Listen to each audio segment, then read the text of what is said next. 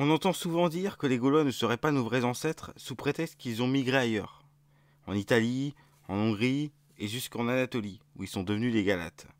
C'est l'argument d'ailleurs de Yann Bouvier. Les Gaulois auraient essaimé partout, et ils ne seraient pas spécifiquement les ancêtres des Français. Sauf que quand on regarde les sources historiques, démographiques et génétiques, cette idée ne tient pas. Alors oui, des groupes celtiques ont quitté la Gaule entre le 4e et le 3e siècle avant Jésus-Christ.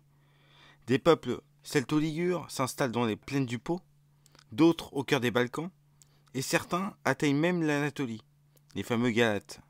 Mais ces mouvements concernaient d'abord des colonies guerrières et conquérantes, pas du tout une immigration massive. Quand les sources antiques parlent de 300 000 Gaulois, il faut comprendre cela comme une amplification rhétorique.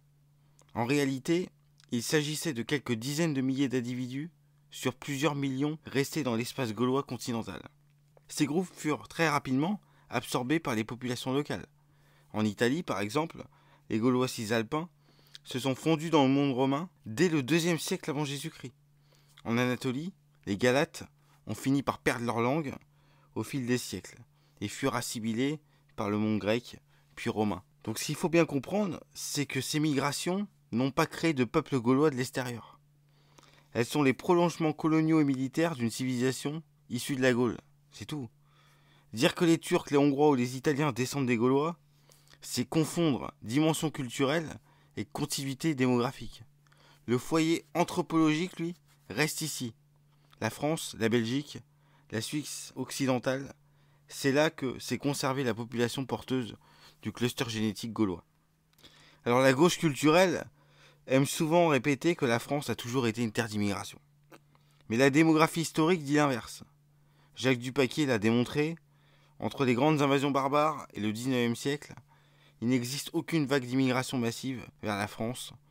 Les Francs, les Burgondes, les Visigoths représentent moins de 5% de la population au 5e siècle. Les Romains, encore moins, concentrés autour de la Méditerranée, ne sont guère plus nombreux. Même les Vikings en Normandie, ou les Arabes en Septimanie, n'ont pas bouleversé le foie ethnique. Le nombre d'individus concernés se chiffre en quelques milliers de personnes, tout au plus, sur plusieurs millions d'habitants pour les Vikings. Pour les Arabes, il n'y a pas eu de peuplement.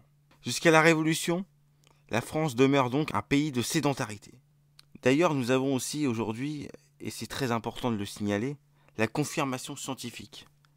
2 études distinctes majeures.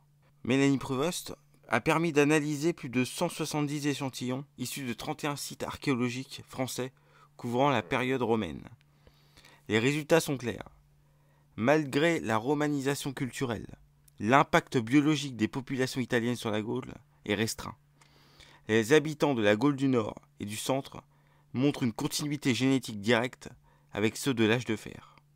Autrement dit, la conquête romaine a imposé le latin, l'urbanisme et l'administration. Mais elle n'a pas remplacé la population. La Gaule est restée gauloise par son substrat biologique, même sous domination romaine. Claire Ellis Fischer a aussi publié une étude que je vous mettrai en description, Apport de l'archéogénomique à l'étude des groupes du second âge de fer en France, approche multiscalaire.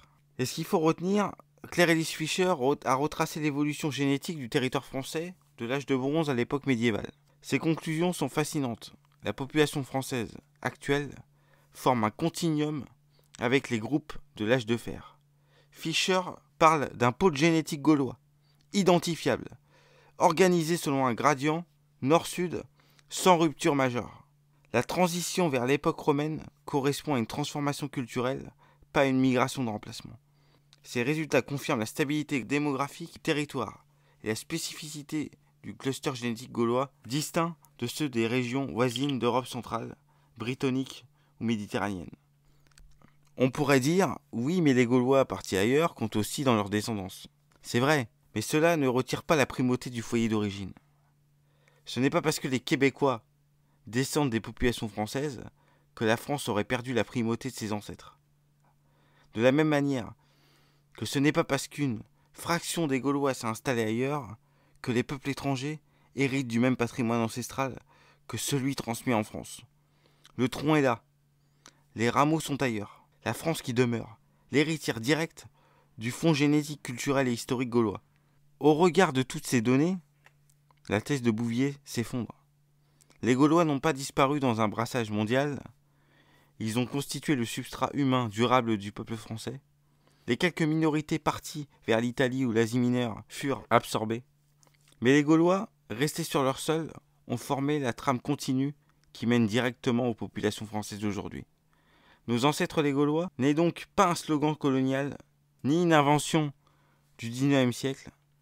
C'est un constat scientifique, appuyé par la démographie, l'archéologie et la génétique moderne. Merci.